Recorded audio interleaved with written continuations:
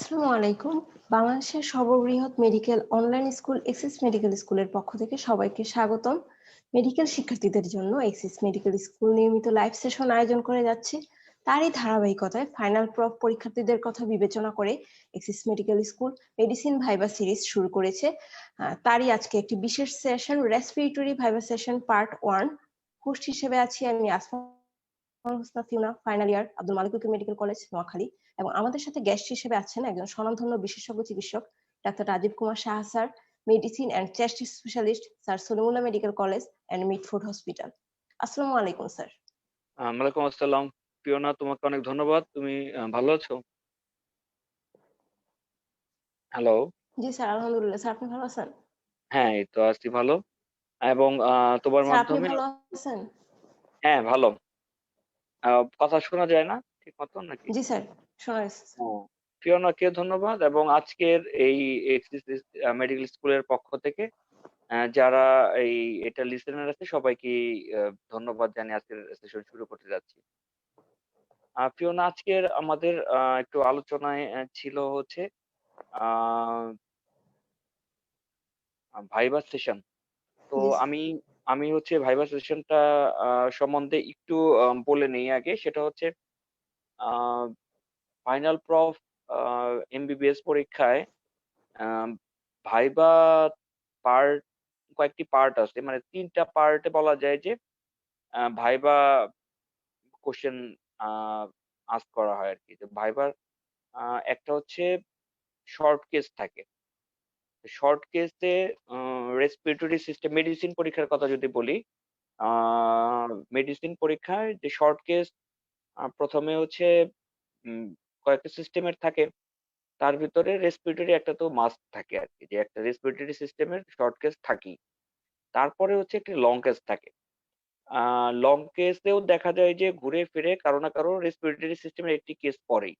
তার মানে short কেসেও respiratory system common, আবার লং কেসেও কিন্তু রেসপিরেটরি সিস্টেমের একটি কেস কমন থাকে ইউজুয়ালি আরকি। সবার যে থাকবে তা না, কিন্তু থাকার সম্ভাবনা অনেক বেশি। আর আবার হচ্ছে যে টেবিল ভাইভাতেও দেখা যাচ্ছে যে আ রেসপিরেটরি সিস্টেমের থেকে কোয়েশ্চেন আস্ক করার সম্ভাবনা থাকে। আবার দেখা যায় যে চেস্ট এক্স-রে রিলেটেড যে কোয়েশ্চেন গুলা সেগুলা দিয়েও কিন্তু ভাইভাতে দেখা যাচ্ছে যে আ রেসপিরেটরি সিস্টেমে ঢুকে যাওয়ার একটা আ প্রবাবিলিটি থাকে।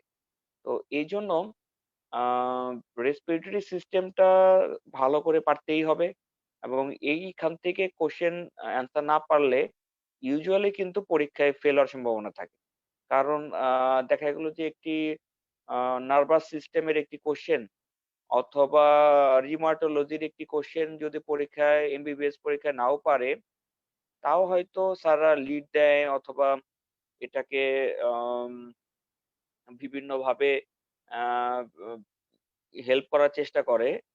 কিন্তু রেসপিরেটরি সিস্টেমের একটি কোয়েশ্চেন যদি পরীক্ষার হলে না পারে কেউ স্টুডেন্টরা, তাহলে স্যার এটাকে খুব ভালোভাবে নেয় না আরকি। কারণ রেসপিরেটরি সিস্টেমটা তো আসলে কমন এবং ডিজিজ গুলাও মোটামুটি কমন। এই কমন জিনিস না পারলে স্যাররা আসলে খুব বেশি এই জিনিসটাকে পছন্দ করে না। তো আমি যদি রেসপিরেটরি সিস্টেমের ভাইভাতে যাই, তাহলে আমাদের শর্ট কেস যেমন ডিসকাস করা লাগবে, আবার লং কেস ডিসকাস করা লাগবে। আবার হচ্ছে কিছু হচ্ছে উম ভাইবা টেবিলে কিছু হচ্ছে আ আ সিনারিও বেসড কোয়েশ্চেন থাকে, যে একটা সিনারিও দিয়ে দিল যে এই সিনারিও থেকে তুমি কি মনে করছো বা কি হতে পারে? এরকম কিছু কোয়েশ্চেন থাকে। আবার এই সিনারিওটাতে আ তারপরে কি হয় যে কোয়েশ্চেনটাতে যে ঠিক আছে তুমি এটার থেকে এই মনে করছো, তাহলে আ তুমি এই, এই পেশেন্টটাকে আ কি ইনভেস্টিগেশন করতে চাও বা কিভাবে ডায়াগনোসিস করতে চাও, কিভাবে ম্যানেজ করতে চাও, কিভাবে কি ট্রিটমেন্ট দিবা, ট্রিটমেন্ট না দিলে কি হতে পারে? এই ধরনের কোয়েশ্চেন গুলাই পরীক্ষার হলে করা হয়। যে একটা সিনারিওর থেকে এর কি প্রবাবিলিটি, কি হতে পারে এবং হওয়ার যদি এটা হয় তাহলে এটার থেকে আলাদা করবা কিভাবে? বা আ এটা ডায়াগনোসিস করবা কিভাবে? ডায়াগনোসিস করার পরে সেটাকে কিভাবে ম্যানেজ করবা? সো এর বাইরে ইউজুয়ালি যায় না পরীক্ষার হলে। তো আজকে আমাদের আ short case, long case related এই জিনিসগুলো আলাদা একটা সেশন করে আমরা নিবো। আজকে আমরা আমাদের কাছে কিছু কোয়েশ্চেন রেডি আছে যেগুলা হচ্ছে ভাইভাতে আস্ক করা হয় এবং আ এগুলা ইউজুয়ালি প্রেজেন্টেশন লাইক কোয়েশ্চেন আরকি। একটা প্রেজেন্টেশন দিয়ে দিল। এই প্রেজেন্টেশনের আ তুমি কি চিন্তা করবা? এটা পরীক্ষার হলে আস্ক করা হয়। তো আমি জাস্ট ওই কোয়েশ্চেন গুলাকে টাচ করে যাই যে একটা সিনারিও এরকম থাকলে যে তোমার পরীক্ষার হলে যে আস্ক করে যে কি চিন্তা করবা তাহলে তোমরা যাতে ওটা আনসার করতে পারো। ফিওনা, আমি মনে হয় যে আমার ওই যে প্রেজেন্টেশন যেটা আছে, প্রেজেন্টেশন ঠিক না, একটা আ মানে কোয়েশ্চেন ব্যাংকের মতো আছে। ওটা খুব বেশি অর্গানাইজড আজকে না, আজকে অনেক কোয়েশ্চেন আছে রিপিটেড হবে। সো আমি ও ও ওগুলাকে আজকে যতটুকু পারি ডিসকাস করে যাই।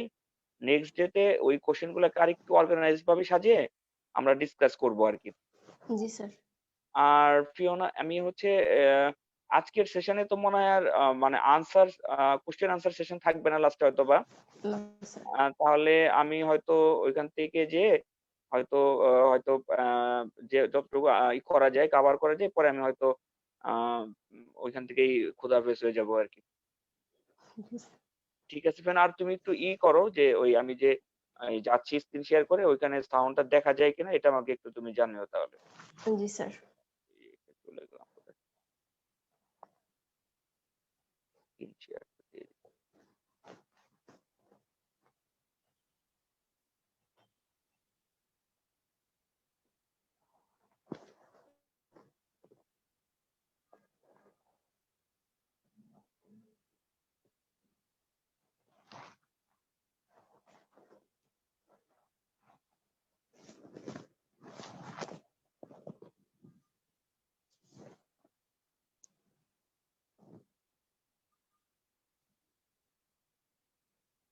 ফিওনা, এই কোশ্চেনের এই ইটা দেখা যাচ্ছে স্ক্রিনটায় যে আমাদের?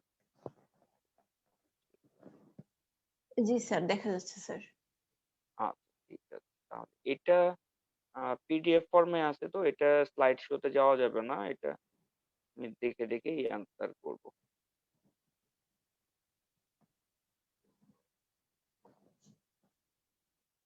এখান থেকেই শুরু করি।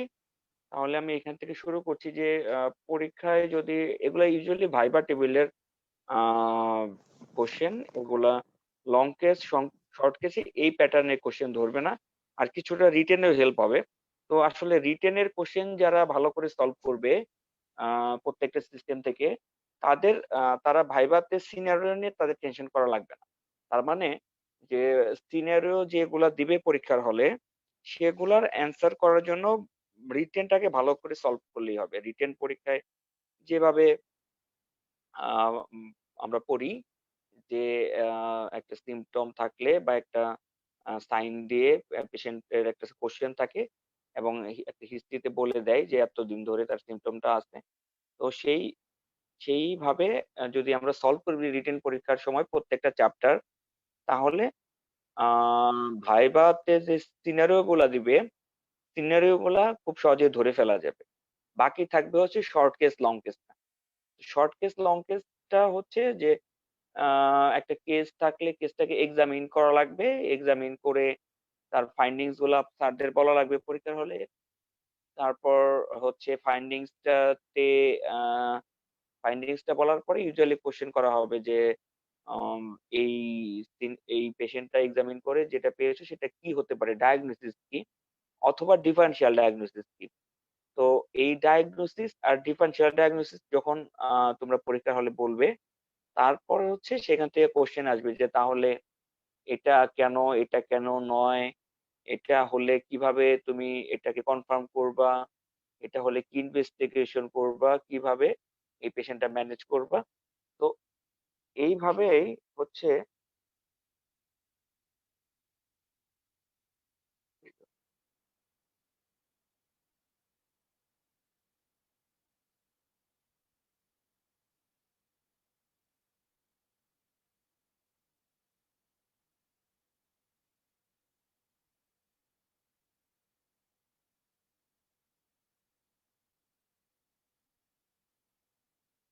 তো হচ্ছে আ ভাইবার কোয়েশ্চেন গুলো এইভাবে আগায়। ইউজুয়ালি একটি সিনারিওর উপরে বা একটি কেসের উপরে বেসিস করে ইউজুয়ালি খুব থিওরিটিক্যালি কিন্তু যাওয়া হয় না ভাইভাতে, যে একেবারেই বইয়ের একটি আহ, আহ, ছোট অংশ থেকে একটা কোশ্চেন বের করে এনে ভাইভাতে কখনোই ভাইবার দিন ইউজুয়ালি ওই দিকে যাওয়া হয় না। ভাইভাতে টেস্ট করা হয় হচ্ছে যে একটা পেশেন্ট থাকলে অথবা একটি সিনিয়রের উপরে আমাদের প্র্যাকটিক্যাল নলেজটা কেমন, সেইটাই জাজমেন্ট করা হয় যে এই পেশেন্টটা, সে একটা পেশেন্ট দেখে সেটা ডায়াগনোসিস করতে পারছে কিনা, বা ডায়াগনোসিস করতে পারলে তারপরে সেটাকে সে ডিফারেনশিয়েট করতে পারতেছে কিনা, যে অন্য অন্য ডিফারেনশিয়াল ডায়াগনোসিস থেকে। এইভাবেই কিন্তু শর্ট কেস লং কেস গুলো হয়ে থাকে। আর যে সিনারিও গুলো নিয়ে আজকে আলোচনা করতে যাচ্ছি, যে a 60 years old patient presented with exertional dyspnea, তাহলে যদি এভাবে কোশ্চেন আসে যে একটি 60 years old patient exertional dyspnoea নিয়ে যদি আসে, তাহলে এই পেশেন্টের ক্ষেত্রে আমরা কি চিন্তা করব? যে একটি 60 ইয়ার্স ওল্ড পেশেন্ট যদি এক্সারশনাল ডিসনিয়া নিয়ে আসে এবং এইটার হিস্ট্রি যদি 6 মান্থ হয়, তাহলে আমরা এই পেশেন্টটা কি চিন্তা করব এবং আমরা কিভাবে আগাবো? তাহলে আহ, যদি 60 বছরের একটি ওল্ড জেন্টলম্যান যদি হচ্ছে এক্সেশনাল ডিসনিয়া থাকে এবং হিস্ট্রি যদি লং হিস্ট্রি হয় লাইক 6 মান্থ, তাহলে আমাদের কিছু ডিজিজ চিন্তা করতে হবে। একটা হলো যে হয়তোবা রেস্টিং স্টেজে, এটা কিন্তু এরকম যে ব্যাপারটা যে যে পেশেন্টের রেস্টিং অবস্থায় ডিসনিয়া থাকে, তার কিন্তু এক্সারশনের অবস্থাও ডিসনিয়া থাকবে। তো এখন এটা কিন্তু এখানে বলে দেয়নি যে পেশেন্টের রেস্টিং অবস্থায় ডিসনিয়া আছে কি নেই। যদি রেস্টিং অবস্থায় ডিসনিয়া না থাকে, শুধু এক্সারশনই হয়, তাহলে আমরা চিন্তা করি যে পেশেন্টের ডিপিএলডি অর যেটা আমরা বলি যে ইন্টারস্টিশিয়াল লাং ডিজিজ বা ডিপিএলডি, ডিফিউজ প্যারেনকিমাল লাং ডিজিজ, এই ডিপিএলডি এর প্রেজেন্টেশনে কিন্তু এক্সারশনাল ডিসনিয়া থাকে। আবার যদি একটি পেশেন্টের হার্ট ফেলিওর থাকে, যদি লেফট ভেন্ট্রিকুলার ফেলিওর থাকে, তাহলেও পেশেন্টের এক্সারশনাল ডিসনিয়া থাকে। এছাড়াও পেশেন্টের সিওপিডি, পেশেন্টের এক্সারশনাল ডিসনিয়া থাকে, অ্যাজমা পেশেন্টের এক্সারশনাল ডিসনিয়া থাকে, ব্রঙ্কিয়াক্টিসিস এর পেশেন্টের এক্সারশনাল ডিসনিয়া থাকে। তাছাড়াও কিছু কজ আছে যেগুলা নন রেসপিরেটরি কজ লাইক এনিমিয়া, এনিমিয়ার পেশেন্টেও কিন্তু এক্সারশনাল ডিসনিয়া থাকে। সো এই পেশেন্টটাকে যদি কিভাবে ইনভেস্টিগেশন করতে চাই, তাহলে আমরা বলবো যে একটা পেশেন্টকে আমরা এক্সারশনাল ডিসনিয়ার পেশেন্টকে ফিজিক্যাল আমরা এক্সামিন করব, এক্সামিন করে দেখব ফিজিক্যাল ফাইন্ডিংস কি আছে, পেশেন্টের লাংস অস্কালেট করব, পেশেন্টের আমরা হচ্ছে প্রিকর্ডিয়াম দেখব, হার্ট দেখব, এবং পেশেন্টের জেনারেল এক্সামিনেশন করব, এনিমিয়া দেখব, ক্লাবিং, এগুলা দেখব। দেখে আমরা একটি পেশেন্টকে একটা প্রফেশনাল ডায়াগনোসিস করব এবং কিছু ডিফারেন্সিয়াল ডায়াগনোসিস মাথায় রাখবো। তারপরে আমরা একটা পেশেন্টকে ইনভেস্টিগেশনের ভিতরে একটা সিবিসি করতে পারি, পেশেন্টের লাং ফাংশন টেস্ট করতে পারি, স্পাইরোমেট্রি, তারপর চেস্ট এক্স-রে করব, ইসিজি করব, ইকোকার্ডিওগ্রাম করব, পেশেন্টের এগুলা দেখে তারপরে আমরা প্রাইমারি, এগুলো তো প্রাইমারি ইনভেস্টিগেশন। এগুলার পরে আমরা যাব হচ্ছে পেশেন্টের সেকেন্ড লাইন ইনভেস্টিগেশন লাইক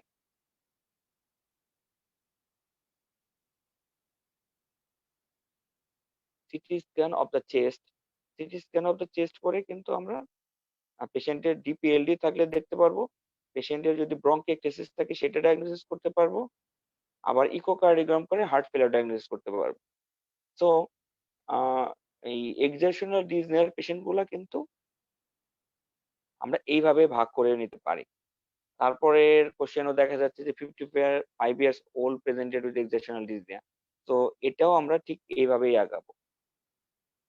আচ্ছা, পরের কোশ্চেন, একটা কোশ্চেন যদি আসে যে রিকারেন্ট হিমোপ্টাইসিস, তো একটি পেশেন্টের রিকারেন্ট হিমোপ্টাইসিস ফর 2 মান্থ, তাহলে যদি এটা বলে এবং যদি স্পেসিফিকলি বলে দেয় যে এটার ৩ টি কজ বলতে mention 3 important possible respiratory disease with expected physical sign. তার মানে এগুলা আসলে রিটেন এর কোয়েশ্চেন। এগুলা আসলে খুব খুব একটা ভাইভাতে এইভাবে বলে না। রিটেন এ এভাবে আসতে পারে। তো আ ৩ টি কজ, ২ টি কজ, ১ টি কজ এগুলা আসলে যেকোনোভাবেই জিজ্ঞেস করতে পারে। ৫ টি কজ তো ৩ টি আম বললেই যে পরীক্ষার হলে ৩ টি আসবে তা তো না, ৫ টাও আসতে পারে। তো সবগুলা জিনিস জানতে হবে। এইভাবে পরীক্ষার হলে লিখতে হবে। কিন্তু আমরা এইভাবে ডিসকাস করব না আরকি। তো আমি যেটা বলতে চাচ্ছি যে রিকারেন্ট হিমোপ্রাইসিস যদি একটি পেশেন্টের থাকে, তাহলে আমরা কি ডিজিজ চিন্তা করব? ১ নাম্বার চিন্তা করব যে পেশেন্টের টিউবারকুলোসিস আছে কিনা, পেশেন্টের ব্রঙ্কিয়াল কার্সিনোমা আছে কিনা, পেশেন্টের ব্রঙ্কিয়াক্টেসিস আছে কিনা, পেশেন্টের লাং অ্যাবসেস আছে কিনা, পেশেন্টের হচ্ছে আ নিউমোনিয়া আছে কিনা। এই এই কজ গুলো তো আমরা চিন্তা করবোই। সাথে হার্ট কজ চিন্তা করব যে পেশেন্টের হার্ট ফেইলিউর আছে কিনা, পেশেন্টের ব্লিডিং ডিসঅর্ডার আছে কিনা। এই প্রত্যেকটা জিনিসই আমাদের মাথায় রাখতে হবে। তারপরে হচ্ছে যদি বলে দেয় যে যদি এটা রেসপিরেটরি ডিজিজ এর কি সাইন আমরা দেখি, হ্যাঁ? এই পেশেন্টের হচ্ছে আমরা অ্যানিমিয়া দেখতে হবে যে হিমোপ্রাইসিস এর সিভিয়ারিটি দেখার জন্য। তাই না? যদি পেশেন্ট সিভিয়ারলি অ্যানিমিক হয় তাহলে এক ধরনের ডায়াগনোসিস হবে। আর যদি মাইল্ডলি অ্যানিমিক হয় তাহলে এক ধরনের ডায়াগনোসিস হবে। তো পেশেন্টের আমরা ক্লাবিং দেখি। ক্লাবিং দেখে দেখি যে হচ্ছে যদি ব্রঙ্কিয়াক্টেসিস অথবা ব্রঙ্কিয়াল কার্সিনোমা হয় তাহলে কিন্তু ক্লাবিং থাকতে পারে। পেশেন্টের লিম্ফ নোড দেখি আমরা। লিম্ফ নোডে যদি দেখি যে পেশেন্টের লিম্ফ্যাডিনোপ্যাথি আছে তাহলে টিউবারকুলোসিস, তারপর হচ্ছে ব্রঙ্কিয়াল কার্সিনোমার ফিভারে আসবে। তারপরে হচ্ছে যে পেশেন্টের আমরা আ পেশেন্টের আমরা আ আরো আ অনেকগুলা জিনিস দেখি। যেমন সুপিরিয়র ভেনা ক্যাভাল অবস্ট্রাকশন আছে কিনা, আ জুগুলার এই জিনিসগুলো ইম্পোর্টেন্ট ব্রঙ্কিয়াল কার্সিনোমার ক্ষেত্রে। তারপরে যদি নিকোটিন স্টেইনিং পাই হাতে, muscle wasting pi, proximal muscle of the hand যদি ওয়াস্টিং থাকে তাহলেও ব্রঙ্কিয়াল কার্সিনোমার দিকে আসবে।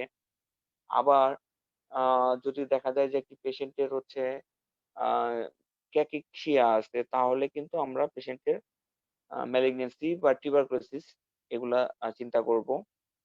এবং যদি পেশেন্টের আ বাইল্যাটারাল অ্যাঙ্কেল ইডিমা থাকে, হেপাটোস্প্লেনোমেগালি থাকে, হ্যাঁ, হেপাটোমেগালি থাকে, নট স্প্লেনোমেগালি, টেন্ডার হেপাটোমেগালি থাকে, এসআইটিস থাকে, তাহলে কিন্তু আমরা পেশেন্টের হার্ট ফেইলিউর আছে কিনা সেগুলো দেখব। সিসিএফ এর ফিচার আছে কিনা।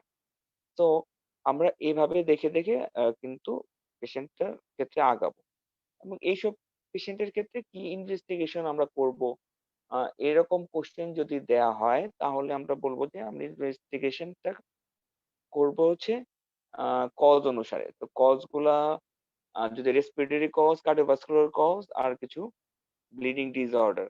তো এক্ষেত্রে সিবিসি কমপ্লিট ব্লাড কাউন্টটা ইম্পোর্টেন্ট। প্ল্যাটেলেট কাউন্ট দেখবো আমরা, হিমোগ্লোবিন দেখবো। তারপর হচ্ছে ম্যানেজমেন্ট এর জন্য আমরা ব্লাড গ্রুপিংটা করে রাখবো। আবার হচ্ছে একটি চেস্ট এক্স-রে করবো, পোস্ট-প্যারান্টারি রিভিউ। লাগলে চেস্টের সিটি স্ক্যান করতে পারি। পুটাম এক্সামিনেশন করবো। পুটাম এক্সামিনেশন করে আমরা এ, বি জিন এক্সপার্ট, তারপর আমরা পুটামের গ্রাম স্টেন, কালচার সেন্সিটিভিটি এগুলা দেখবো। আরেকটি জিনিস হচ্ছে যে যদি আমরা মাস লেশন পাই এক্স-রে তে ব্রঙ্কিয়াল কার্সিনোমা সাসপেক্ট করি তাহলে আমরা ব্রঙ্কোস্কোপি করতে পারি।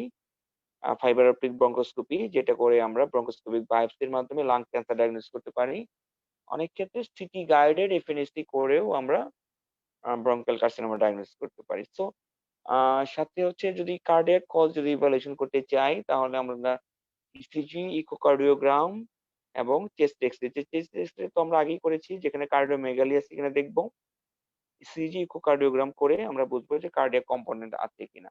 আর bleeding time, clotting time, prothrombin time, APTT করে আমরা দেখব যে ব্লিডিং ম্যানিফেস্টেশন, সিস্টেমিক কোনো ব্লিডিং ডিসঅর্ডার আছে কিনা সেগুলো আমরা দেখতে চাই। সো এভাবে কিন্তু আমরা একটা হিমোপ্রাইসিস এর পেশেন্টকে এভাবে আগাতে পারি। পরের কোশ্চেনটাও কিন্তু একই ধরনের, একটি পেশেন্টের হিমোক্রাইসিস, এখানে 5 ইম্পর্টেন্ট কজ। তার মানে আমি যেটা বললাম যে একটু আগে আমরা 3 ইম্পর্টেন্ট কজ বলেছি, এখানে 5 ইম্পর্টেন্ট কজ। যে কয়েকটি কজ চাই সেভাবে আমাদের মেইন জিনিসটা পড়া থাকলে এইভাবে আমরা সলভ করতে পারি। আচ্ছা, আচ্ছা, আরেকটা কোশ্চেন যদি বলে যে non metastatic manifestation of bronchial carcinoma. তো ব্রঙ্কিয়াল কার্সিনোমার নন মেটাস্টেটিক কি কি ম্যানিফেস্টেশন আছে? তো নন মেটাস্টেটিক ম্যানিফেস্টেশন মিন্স যে এটা হচ্ছে প্যারানিওপ্লাস্টিক সিনড্রোম। যে সিমটম, প্যারানিওপ্লাস্টিক সিনড্রোম গুলো হচ্ছে, এগুলো আসলে মেটাস্টেসিস না, কিন্তু পেশেন্টের ডিস্টেন্স বা আদার সিস্টেম ইনভলভ করে কোনো সিমটম হচ্ছে, এগুলো হচ্ছে নন মেটাস্টেটিক ম্যানিফেস্টেশন। লাইক ব্রঙ্কিয়াল কার্সিনোমায় হচ্ছে গাইনোকোমাসিয়া হয়, এটা মেটাস্টেসিস হয় না, কিন্তু এই গাইনোকোমাসিয়া হচ্ছে প্যারানিওপ্লাস্টিক সিনড্রোম। অ্যাডিনোকার্সিনোমায় এগুলা হয়ে থাকে। আর হচ্ছে পেশেন্টের হচ্ছে লার্জ সেল কার্সিনোমায় হয়ে থাকে গাইনোকোমাসিয়া। তাছাড়া হচ্ছে পেশেন্টের হচ্ছে ক্লাবিং হয়, এটা একটা প্যারানিওপ্লাস্টিক বা non metastatic feature. Usually squamous cell কার্সিনোমায় বেশি হয়। তারপর হলো হাইপার ক্যালসিমিয়া হয়ে থাকে, স্কোয়ামাস সেল কার্সিনোমায় হয় ওগুলা। তারপর হাইপারট্রফিক অস্টিওআর্থ্রোপ্যাথি হয়, এটা নন প্যারানিওপ্লাস্টিক সিনড্রোম, যেটা নাকি স্কোয়ামাস সেল কার্সিনোমা হয়ে থাকে। এরপরে হচ্ছে আহ আমরা বলি যে SIADH, তার মানে inappropriate secretion of ADH hormone, Cushing syndrome, hyponatraemia. তো এই জিনিসগুলা প্যারানিওপ্লাস্টিক সিনড্রোম, এগুলো স্মল সেল কার্সিনোমা হয়ে থাকে। সো এই এই ফিচার গুলা কিন্তু সরাসরি মেটাস্টেসিস এর সাথে রিলেটেড না, এগুলো আমাদের একটু জানতে হবে। এইভাবে যদি কোশ্চেন আসে তাহলে আমরা এই কোশ্চেন গুলা লিখতে পারি। So a 60 years old man presented with recurrent haemoptysis, এটাও একটু আগেই হয়ে গেছে। প্যারানিওপ্লাস্টিক সিনড্রোম সম্বন্ধে আমরা একটু আগেই বললাম। আবার যদি বলে যে একটি সিনিয়র যদি এরকম বলে যে patient 30 years old man presented with fever cough haemoptysis, তাহলে এই একই কথাই, হিমোপ্টাইসিসের সাথে কাফ ফিভার থাকলেও আমরা ওইগুলাই চিন্তা করব, নতুন করে তো কিছু চিন্তা করব না। যে তাহলে সেক্ষেত্রে কিন্তু রেসপিরেটরি কজটা গুলো আগে দেখবো, যে যেহেতু কাফ আছে ফিভার আছে, সেহেতু আমরা পেশেন্টের টিউবারকুলোসিস, তারপর লাং অ্যাবসেস, সাপোরেটিভ নিউমোনিয়া, তারপর ব্রঙ্কিয়েক্টেসিস, কম বয়স হলে সিস্টিক ফাইব্রোসিস, এগুলো লিখবো। এগুলো দিয়েই আমরা লিখবো আর কি। এখানে আমরা হার্ড কজ হয়তো বা এখানে আনবো না। ইনভেস্টিগেশনেও আমরা রেসপিরেটরি কজ গুলাই ফোকাস করবো, যেহেতু ফিভার আছে এখানে। আচ্ছা, 65 যদি সিনিয়র এরকম হয় যে 65 years old male case of COPD admitted in the hospital in unconscious state, তাহলে পেশেন্টের হচ্ছে সিওপিডির পেশেন্ট নোন কেস আনকনসিয়াস যদি আমাদের ইমার্জেন্সিতে আসে, এবং পেশেন্টের একটি এবিজি রিপোর্ট দিয়ে দিয়েছে, আর্টেরিয়াল ব্লাড গ্যাস অ্যানালাইসিস করে দেখেছে যে পিএইচ হচ্ছে 7.25, তার মানে এটা হচ্ছে অ্যাসিডিক পিএইচ, এবং কার্বন ডাই অক্সাইড হচ্ছে 65, অক্সিজেন 60, তার মানে অক্সিজেনটা কমে গেছে এবং কার্বন ডাই অক্সাইডটা বেড়ে গেছে, এবং পেশেন্টের রেসপিরেটরি অ্যাসিডোসিস আছে। তাহলে এটার ডায়াগনোসিস কি? ডায়াগনোসিস অবশ্যই রেসপিরেটরি অ্যাসিডোসিস। কজ কি? Type 2 respiratory failure due to acute exacerbation of COPD. ডায়াগনোসিসটা হয়ে গেল। পেশেন্ট ডায়াগনোসিস হচ্ছে পেশেন্টের হচ্ছে রেসপিরেটরি ফেইলিউর আছে, কিন্তু মেন ডায়াগনোসিসটা কি? Respiratory acidosis due to type 2 respiratory failure, আর টাইপ 2 রেসপিরেটরি ফেলিওরটা হয়েছে সিওপিডি থেকে। তাহলে এটা ইনভেস্টিগেশন কিভাবে করতে হবে আর কিভাবে ট্রিটমেন্ট দিতে হবে? তো ইনভেস্টিগেশন তো কিছু করাই আছে। যে পেশেন্টের আম এই আর্টেরিয়াল ব্লাড টেস্ট তো অ্যানালাইসিস করাই হয়ে গেছে। তাহলে এরপরে আমরা পেশেন্টটাকে আ আদার্স কজ ফাইন্ডিং করার জন্য আমরা কি করতে পারি? আমরা পেশেন্টের একটি চেস্ট এক্স-রে করতে পারি যে সিওপিডি পেশেন্টের আবার নিউমোথোরাক্স হলো কিনা। আ সেগুলা যেমন আমরা জানতে পারি। তারপরে হলো একটি আ পেশেন্টের একটি ইভোকেট সিটি স্ক্যান করতে পারি। করে রেসপিরেটরি কজ আ আরো আরো সিউর হতে পারি যে এখানে কোনো ইনফেকশন আছে কিনা, নিউমোনিয়া আছে কিনা সাথে। তারপর হচ্ছে পেশেন্টের আমরা একটি কমপ্লিট ব্লাড পিকচার করব, WBC কাউন্ট দেখব, একটি ইসিজি করব, ট্রোপনিন আই করতে পারি, ইসিজি ইকো করতে পারি যেহেতু পেশেন্টের 65 ইয়ার্স ওল্ড। পেশেন্টের ব্লাড সুগার করতে হবে, আ ক্রিয়েটিনিন করে ব্লাড ইউরিয়া করে দেখতে হবে যে পেশেন্টের ব্লাড ইউরিয়া এবং ক্রিয়েটিনিন করে রেনাল ফাংশন অল্টারড কিনা সেগুলা দেখতে হবে। সাথে হচ্ছে এই পেশেন্টের আরো কিছু জিনিস দেখতে হবে আ ম্যানেজমেন্ট পারপাস এর ক্ষেত্রে। আ পেশেন্টের যেহেতু আনকনসিয়াস পেশেন্ট, পেশেন্টের ইলেক্ট্রোলাইটটা দেখে নিতে হবে। পেশেন্টের ট্রোপোনিন আই দেখে নিতে হবে। এই জিনিসগুলা খুবই ইম্পোর্টেন্ট।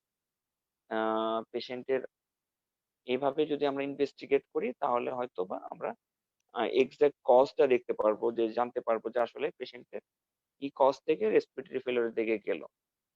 আবার ম্যানেজমেন্টটাও কিন্তু আ হবে হচ্ছে অ্যাকর্ডিং টু দ্য কজ। কিন্তু পেশেন্ট যেহেতু টাইপ 2 রেসপিরেটরি ফেলিউর এ আছে, সেক্ষেত্রে এই পেশেন্টের ভেন্টিলেটরি সাপোর্ট লাগবে। পেশেন্টকে আমরা আ আইসিইউ তে শিফট করব। শিফট করে মেকানিক্যাল ভেন্টিলেটরি সাপোর্ট দিব, অক্সিজেন দিব, অ্যান্টিবায়োটিক দিব, স্টেরয়েড দিব। তারপরে হচ্ছে পেশেন্টটার অ্যাকর্ডিং টু দ্য কজ এবং according to the uh haemodynamic status আমরা ওইভাবে ম্যানেজ করব। তো এই কোয়েশ্চেন গুলো এইভাবে বললেই হবে বা এইভাবে লিখলেই হবে। সিনারিওতে যদি থাকে যে এ আ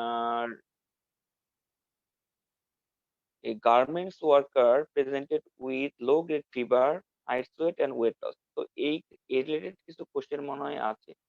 তো fever with night sweat and weight loss যদি বলে তাহলে কিন্তু আমরা আগেই টিউবারকুলোসিস চিন্তা করব। ২ নাম্বার লিম্ফোমা চিন্তা করব। এই এই ২ টা দিকই অবশ্যই মাথায় রাখতে হবে।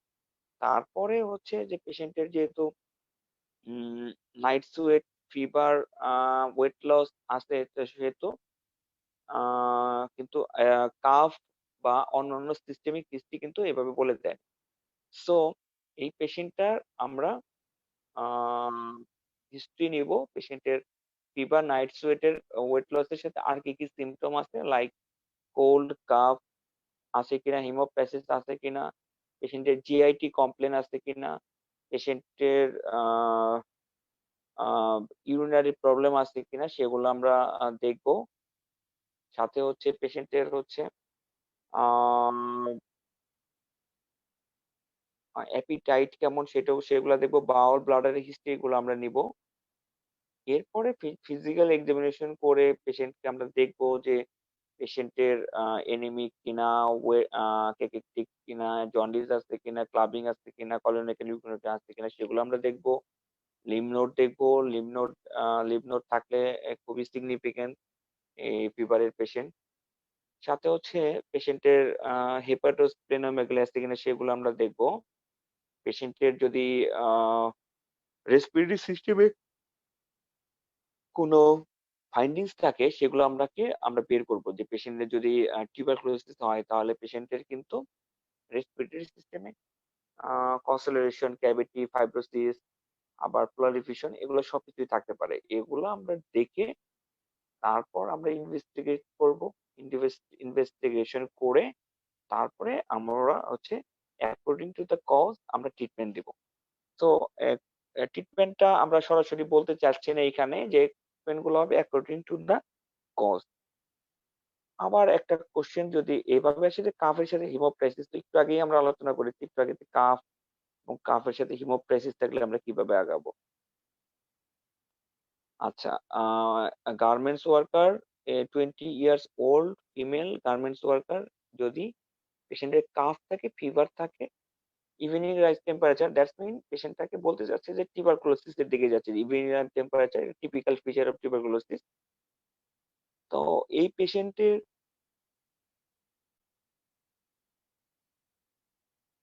ডায়াগনোসিস এর জন্য আমরা যেটা বললাম একটু আগে, ওই ইনভেস্টিগেশন করব।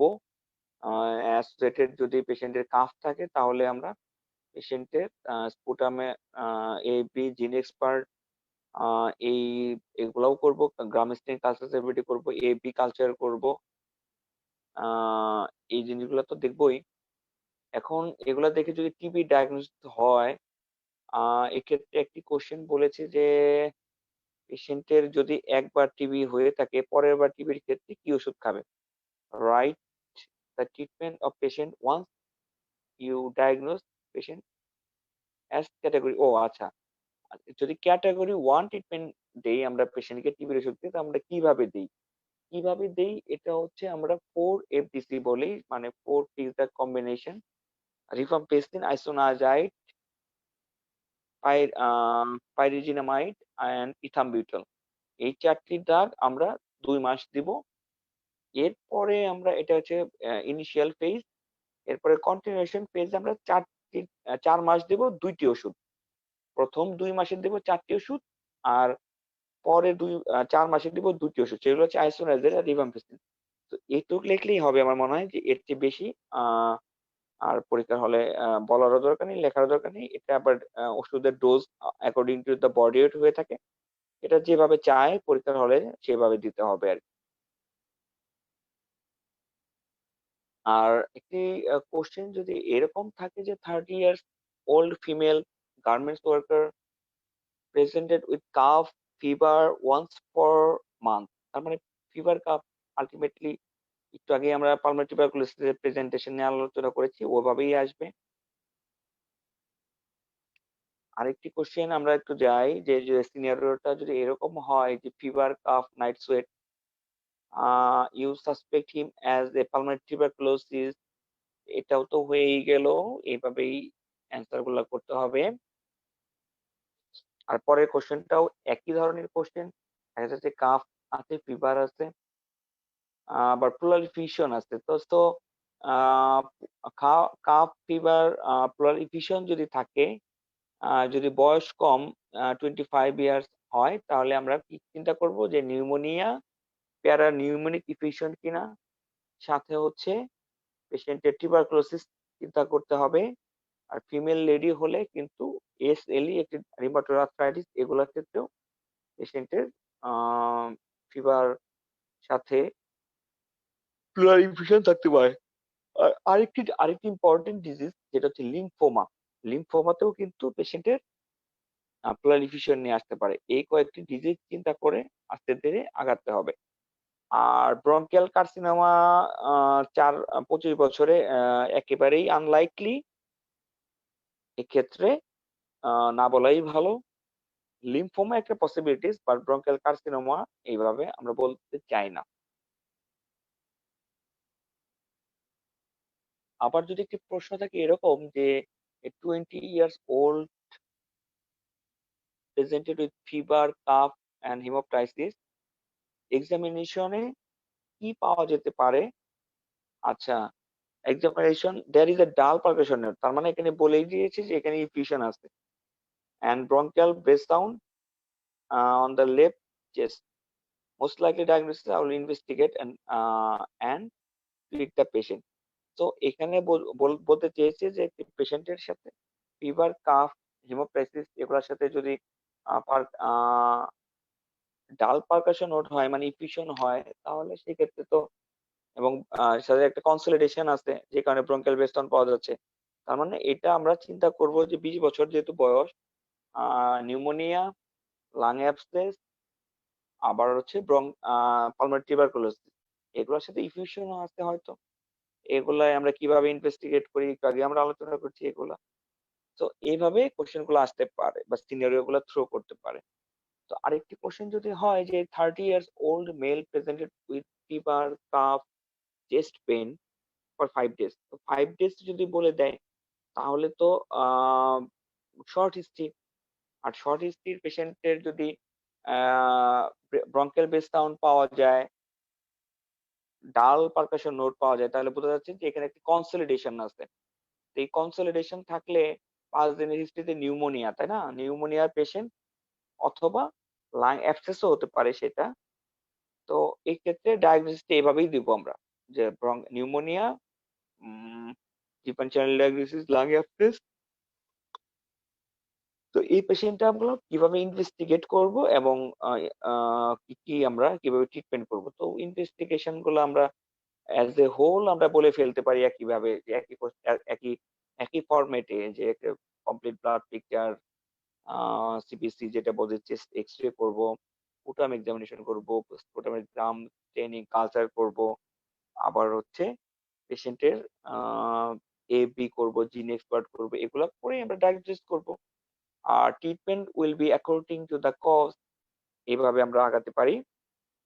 আর patient admitted the ward with suspected case of pneumonia. তো নিউমোনিয়ার পেশেন্টকে কিভাবে ডায়াগনোসিস ট্রিটমেন্ট করব এটা তো আমরা একটু আগেই আলোচনা করলাম। তারপরের একটি কোশ্চেন হচ্ছে যে এ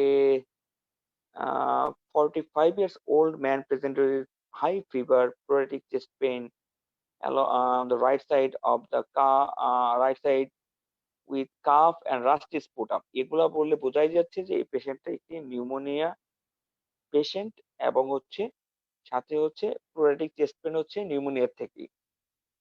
তো এই পেশেন্টের কি, কি যদি ফিজিক্যাল সাইন বলা হয় এগুলা এভাবে যদি কোয়েশ্চেন আসে, এগুলা নিউমোনিয়ার চ্যাপ্টারেও আমরা আলোচনা করেছি যে পেশেন্টের হাই গ্রেড ফিভার আছে কিনা, টেম্পারেচার দেখবো, পেশেন্টের পেশেন্ট ডিহাইড্রেশন এ আছে কিনা সেগুলো দেখবো। পেশেন্টের হচ্ছে ব্লাড প্রেশার দেখবো যে পেশেন্ট শকে চলে যাচ্ছে কিনা, পালস দেখবো। পালসে দেখবো ট্যাকিকার্ডিয়া আছে কিনা বা কমে যাচ্ছে কিনা সেগুলোও দেখবো। তারপরে হচ্ছে পেশেন্ট সায়ানোস কিনা সেটা দেখবো যে পেশেন্টের হাইপোক্সিয়া হচ্ছে কিনা। তারপর হলো যেটা দেখবো যে পেশেন্টের কনসিয়াসনেস লেভেলটা আমরা দেখবো পেশেন্ট ডিসওরিয়েন্টেড কিনা। এগুলা দেখার পরে আমরা পেশেন্টকে রেসপিরেটরি সিস্টেম এক্সামিন করব। তারপরে হচ্ছে ট্রিটমেন্ট করে পেশেন্ট গুলাকে আমরা according to the patient condition আমরা পেশেন্টকে হসপিটালাইজ করতে পারি অথবা হোম ম্যানেজমেন্ট করতে পারি। তো অ্যান্টিবায়োটিক হচ্ছে কমন, অ্যান্টিবায়োটিক তো লাগবেই। কারো, কারো ক্ষেত্রে অক্সিজেন লাগবে, কারো ক্ষেত্রে পেশেন্টের আ অ্যান্টিপাইরেটিক লাগবে, তারপর হচ্ছে অ্যান্টিহিস্টামিন লাগবে। আ এই এগুলা ইম্পোর্টেন্ট। আবার এই পেশেন্টটাই যদি ভেরি সিভিয়ার হয়ে যায়, তাহলে আমরা পেশেন্টটাকে আইসিইউ সাপোর্ট পর্যন্ত লাগতে পারে। তো according to the condition of the patient আমরা ম্যানেজ করব। আচ্ছা, আজকের দিনের লাস্ট কোয়েশ্চেন এটা যে a 22 years old presented with high fever, unilateral pleuritic chest pain and cough with raspy sputum. এটা সেম অ্যাজ বিফোর যে পেশেন্ট নিউমোনিয়ার পেশেন্ট, তো এটা কিভাবে ম্যানেজ করব। তো আজকের মতো আমরা এই সিনারিও গুলো এই পর্যন্তই আলোচনা করলাম। এখান থেকে আমরা চলে যাই আমাদের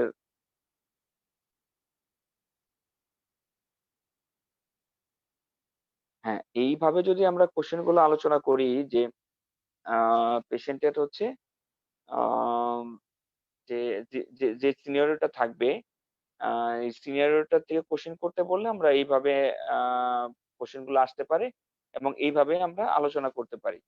আ ইউজুয়ালি যে আ এইভাবে যায় ভাইবার টেবলে বসার পরে। অথবা একটা কোয়েশ্চেন একটা টপিকস এ যাওয়ার আগে এই কোয়েশ্চেন গুলা দিয়ে আ আ ধরা যাক যে একটি একটা পরীক্ষার্থীকে আমরা কোয়েশ্চেন করব হচ্ছে আ ব্রঙ্কিয়াল কার্সিনোমা থেকে। সো আমরা সিনারিওটা এইভাবে থ্রো করব যে এখান থেকে আ স্টুডেন্টই বলবে যে এটা ব্রঙ্কিয়াল কার্সিনোমা হতে পারে, টিবি হতে পারে। তখন আমরা ব্রঙ্কিয়াল কার্সিনোমা সম্বন্ধে স্পেসিফিকলি ২-১ টা কোয়েশ্চেন জিজ্ঞেস করি। সো এটা ডিপেন্ড করবে হচ্ছে যে আ আমরা এক্সামিনারকে কোনভাবে কোয়েশ্চেন গুলাকে থেকে কোন দিকে নিয়ে যাচ্ছি সেগুলার উপরে। কিন্তু আ সবার আগে জানতে হবে যে কোয়েশ্চেন গুলা আর একটি এন্ট্রি পয়েন্ট থাকে। যেমন শর্ট কেস একটি এন্ট্রি পয়েন্ট, লং কেস একটি এন্ট্রি পয়েন্ট। শর্ট কেসে আমরা ফাইন্ডিংস টা যেভাবে বলবো, সেই ফাইন্ডিংস থেকে কোয়েশ্চেন গুলা ওইভাবেই আসবে। যে শর্ট কেসে যদি বলা হয় যে আমি একটি বলতে চাচ্ছি যে পেশেন্টের এটা কেস অফ প্রলিফিশন, তাহলে এটা ডিফারেনশিয়াল ডায়াগনোসিস এ আসতে পারে যে কোলাপস না কেন? তারপরে হচ্ছে মাস লেশন না কেন? তাহলে কোলাপস থেকে মাস লেশন থেকে এই প্রলিফিশন টা কিভাবে আলাদা কর আলাদা করবেন? আবার হচ্ছে যদি প্রলিফিশন হয়, প্রলিফিশন টা আ আমরা কিভাবে কনফার্ম করব? আবার কিভাবে প্রলিফিশন থেকে আমরা প্রলিফিশন কি, কি কারণে হয়? সেগুলো আমরা আ এখান থেকে এইভাবে কোয়েশ্চেন গুলো আসতে পারে।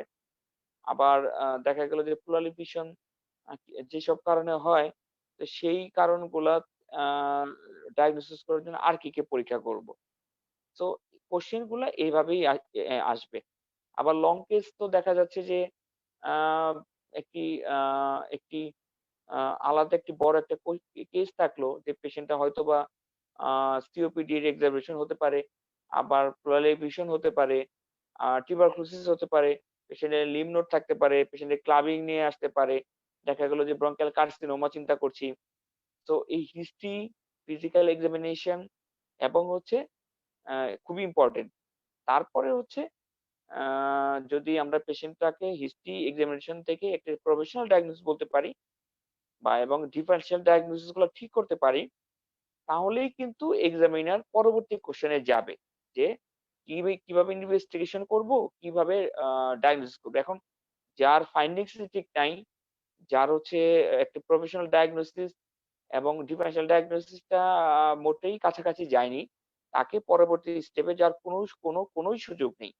তো আমাদের ফোকাস করতে হবে ভাইবার জন্য যে আম শর্ট কেস গুলা পারতে হবে। লং কেস গুলাকে সুন্দর করে ডায়াগনোসিস করতে হবে। তারপরে যেয়ে হচ্ছে ভাইবার টেবিলের কোয়েশ্চেন গুলাতে যেতে হবে। সো আমরা আ এইভাবে নেক্সট ডেতেও আমরা আরো প্রবলেম নিয়ে আলাপ করব। এরপরে ধীরে, ধীরে আমরা শর্ট কেস, লং কেস গুলাও আ আলোচনা করব। তো আজকের সেশনটা আমরা এইখানেই শেষ করছি।